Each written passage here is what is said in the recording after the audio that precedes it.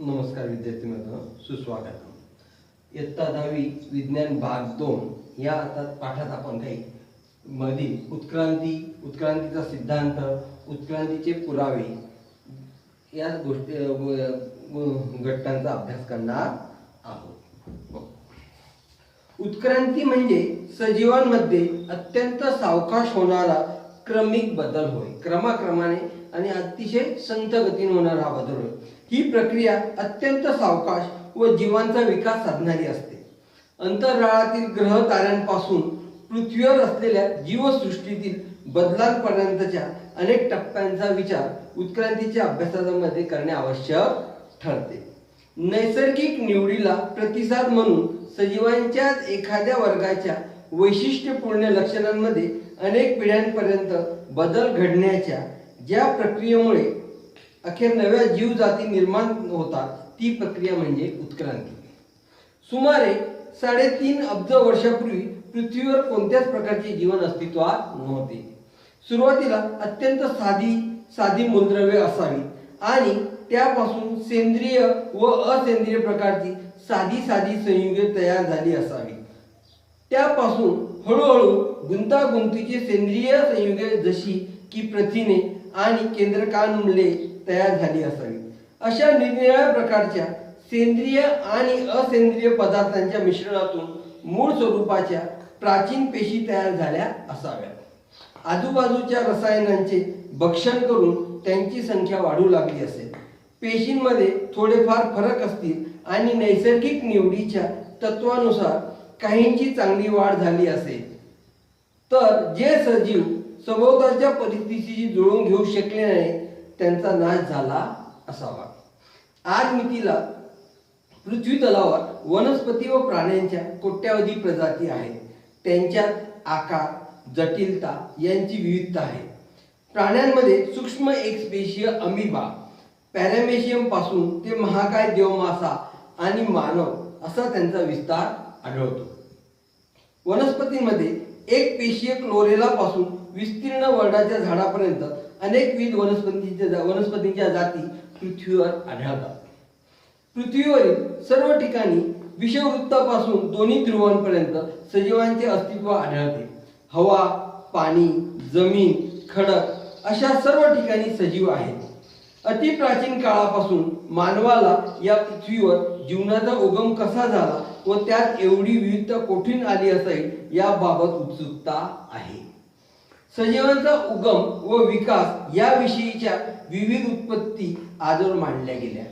यापैकी सजीवांची उत्क्रांती अथवा सजीवांचा क्रमविकास हा सिद्धांत सर्वमान्य आहे.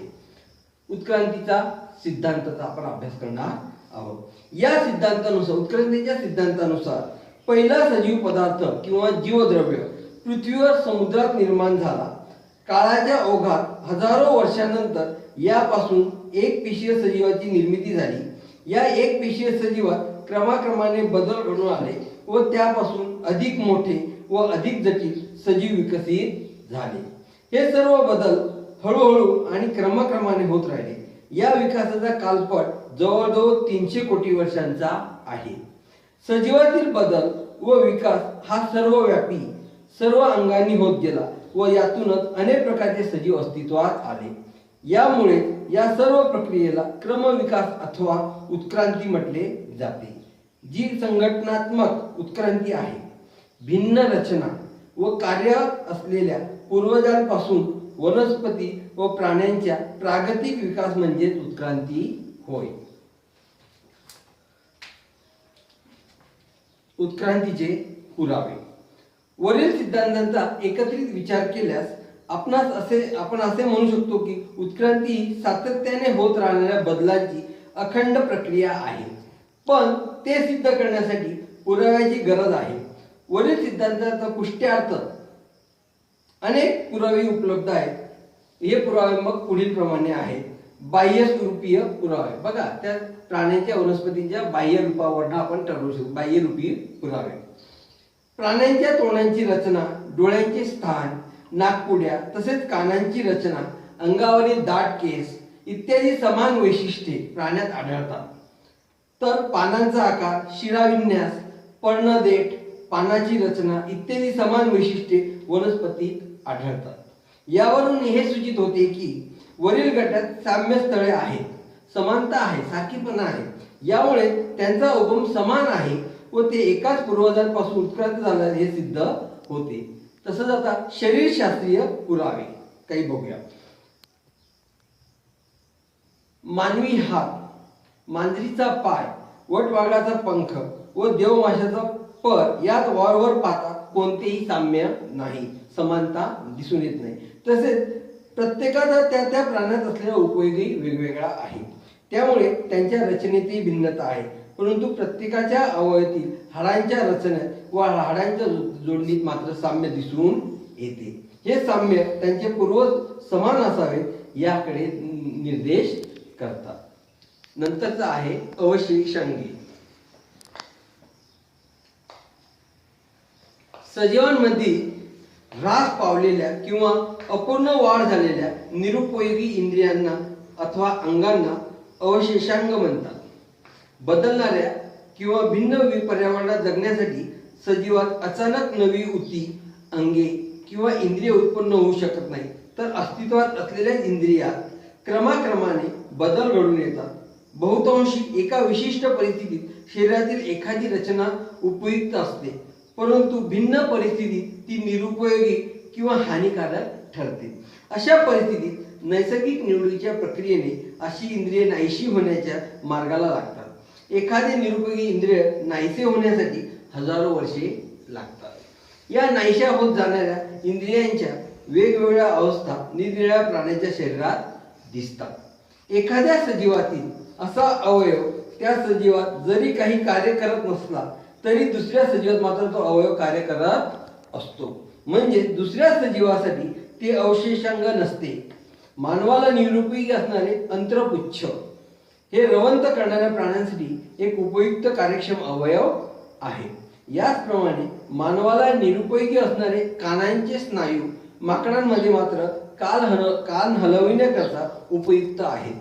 माकडहाड, अक्कलदाढा, अंगावरील केस इत्यादी अवशेषांगे माणसाच्या शरीरात दिसून येतात. पुराजीव विषयक पुरावे किंवा जीवाश्म विज्ञान. तुम्हाला असा प्रश्न पडेल की कोट्यवधी वर्षापूर्वी कोणते जीव अस्तित्वात होते, हे तुम्हाला कसे सांगता येईल? याचे रहस्य पृथ्वीच्या उदरात पोटात दडलेले आहे. पूर, भूकंप, ज्वालामुखी इत्यादी सारख्या आपत्तींमुळे मोठ्या प्रमाणावर सजीव गाडले जातात. या सजीवांचे अवशेष व ठसे जमिनीखाली सुरक्षित राहतात. यांना जीवाश्म म्हणतात. जीवाश्मांचा अभ्यास हे उत्क्रांतीच्या अभ्यासाचे एक महत्त्वाचे अंग आहे.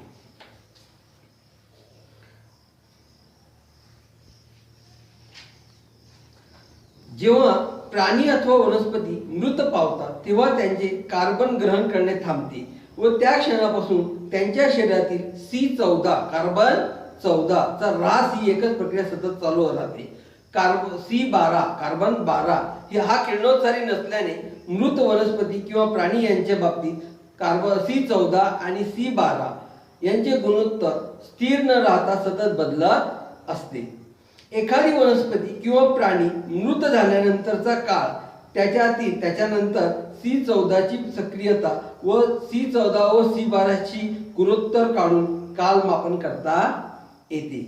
ते कुठल्या काळातील पुरावे प्राणी किंवा वनस्पती ठरवतात. यालाच कार्बनी वयमापन असे म्हणतात. याचा उपयोग पुरातन अवशेषशास्त्र व मानववंशशास्त्रामध्ये मानवी अवशेष अथवा जीवाश्म व हस्तलिखित यांचा काल ठरवण्यासाठी होतो. अशा प्रकारच्या तंत्राद्वारे जीवाश्मांची काल निश्चिती केली की त्यांना कालमापनानुसार एका कोष्टकात बसवून त्या काळी असलेल्या सजीवांबद्दल माहिती मिळवणे सोपे जाते. यानुसार अनुपृष्ठवंशीय प्राण्यांपासून हळूहळू पृष्ठवंशीय प्राण्यांचा उद्भव झालेला दिसतो. नंतर या सर्व गोष्टींना जोडणारे दुवे. तत्पूर्वीपणे परिचय शास्त्र त्यांचा बघू. कार्बनी वयमापन पद्धत ही नैसर्गिक कार्बन 14 च्या किरणोत्सर्गी क्षयावर आधारलेली असून विलार्ड लिबी यांनी 1954 मध्ये ही विकसित केली. यासाठी लिबी यांना 1960 चे रसायनशास्त्रातील नोबेल पारितोषिक देण्यात आले. या पद्धतीने काढलेली विविध पदार्थांची वये रेडिओ कार्बन नावाच्या शोध पत्रिकेत प्रसिद्ध करण्यात येतात. काही वनस्पती व प्राणी यांच्यात काही शारीरिक लक्षणे अशी असतात की त्यावरून त्यांचा दुसऱ्या दोन भिन्न गटांशी संबंध जोडता येतो, म्हणून त्यांना जोडणारे दुवे असे म्हणतात. उदाहरणार्थ पेरिपॅटस या प्राण्यामध्ये वलय प्राण्यांप्रमाणे खंडीभूत अंग, पातळ उपचर्म व पार्श्वपादासारखे अवयव दिसून येतात. तसेच या प्राण्यांमध्ये संधिपात प्राण्यांप्रमाणे श्वासनलिका व खुली रक्ताभिसरण संस्था आढळते. यावरून पेरिपॅटस हा ॲनेलिडिया व संधिपात प्राणी या दोघांचा जोडणारा दुवा आहे.